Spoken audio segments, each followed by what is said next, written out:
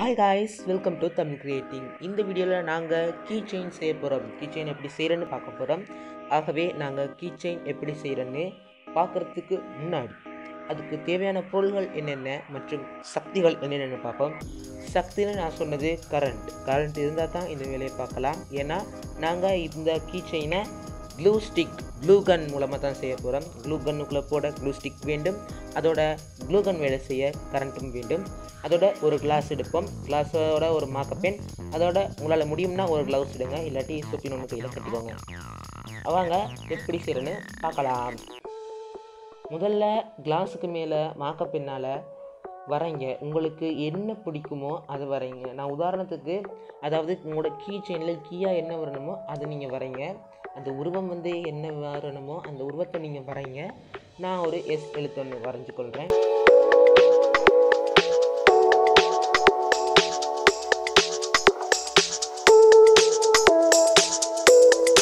அதுக்கு மேலால் இப்போ நாங்கள் க்ளூ அப்ளை பண்ண போகிறோம். இந்த ஹாட் க்ளூவை நாங்கள் அப்ளை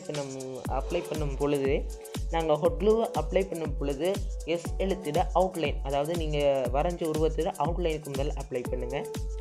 பிறகு நாங்கள் பாட்டம் மிடிலுக்கு மத்தியில் அப்ளை பண்ணலாம்.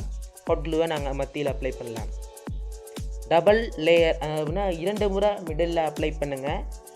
கடைசியாக ஒரு முறை கோனருக்கு அப்ளை பண்ணிக்கோங்க.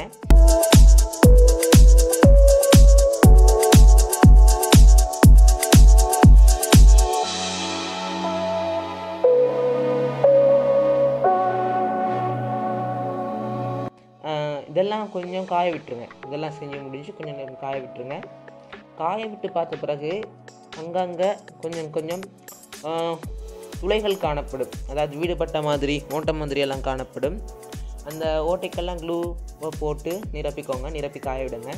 காய்ஞ்ச பிறகு அதை மிகவும் பொறுமையாக பதமாக கழட்டி எடுக்க வேண்டும் கிளாஸில் இருந்து. நான் ஏன் கிளாஸை சொன்னேன்னா, கிளாஸில் மட்டும்தான் இலகுவாக கலரும், வேறு எதுலேயும் இலகுவாக கலராது. அதனால் கிளாஸில் நாங்கள் போட்டோம். இப்போ கிளாஸில் நீங்கள் அதை கழட்டும் பொழுது ஒரு கத்தியை யூஸ் பண்ணியோ இல்லாட்டி அடிமட்டத்தை யூஸ் பண்ணியோ நீங்கள் கிளாஸ்லேருந்து அதை கழட்டும் பொழுது அடிமட்டத்தை யூஸ் பண்ணியோ இல்லாட்டி ஏதாவது ஒரு கூர்மையான மெல்லிய பொருளை யூஸ் பண்ணி கழட்டுங்க.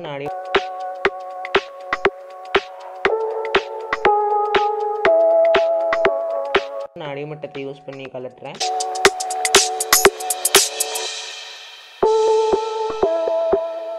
கலட்டி முடிஞ்ச பிறகு நாங்கள் இப்போ இதுக்கு பெயிண்ட் பண்ண போகிறோம். நான் இதுக்கு இங்க் யூஸ் பண்ண பெட்டராக இருக்கும், இல்லாட்டி பெயிண்ட் யூஸ் பண்ணாலும் பெட்டராக இருக்கும். என்கிட்ட பெயிண்ட் இல்லை, இங்க் தான் இருக்குது. ஆகவே நான் இங்க் யூஸ் பண்ணுறேன். ஆனால் இங்க் வாங்கிறதுக்கு வெளியே போக முடியலை. அதனால் நான் பெனில் இருக்கிற இங்கை யூஸ் பண்ண போகிறேன். நான் இந்த எழுத்துக்கு blue colour and black outline பிளாக்காகவும் மிடில் மத்தியில் ப்ளூ கலரும் கொடுக்குறேன். முதல்ல நீங்கள் இங்கு அங்கங்கே கொஞ்சம் அப்படி தட்டி வைத்தீங்க. கொஞ்சம் அங்கங்கே முதல்ல இங்கை கொஞ்சம் அங்கங்கே, அதாவது மிடில் நீங்கள் போடுற இங்கை கொஞ்சம் தட்டி அங்கே வைங்க.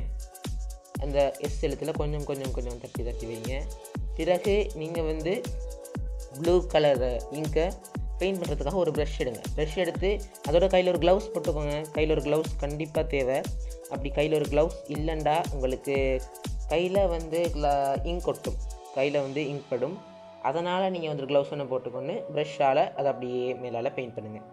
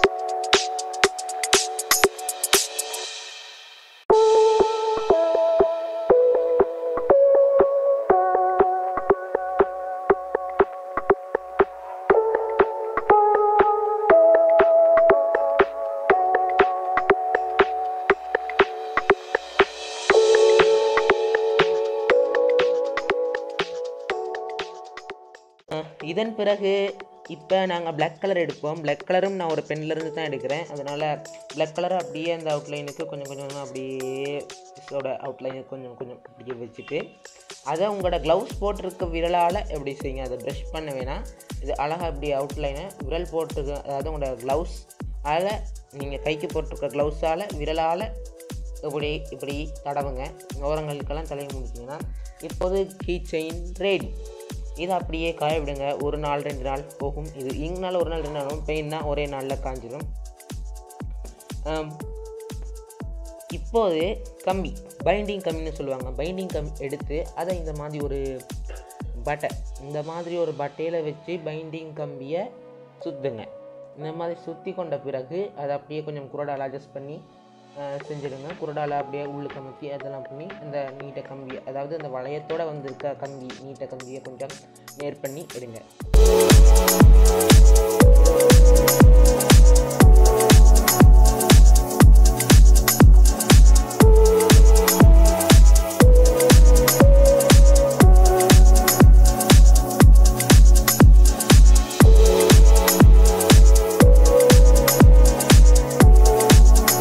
நல்லா இங்க் காஞ்ச பிறகு ஒரு ஹோல் ஒன்று போடணும். அந்த ஹோலை வந்து இந்த பைண்டிங் கம்பியாலேயே போடுவோம்.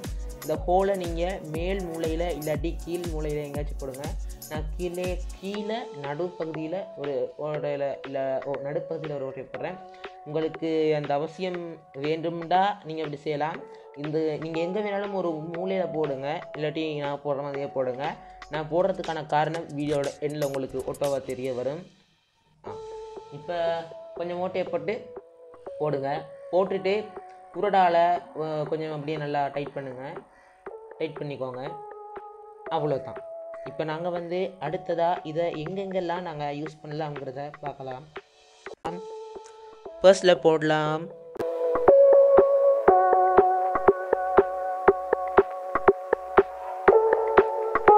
கீஸில் போடலாம்.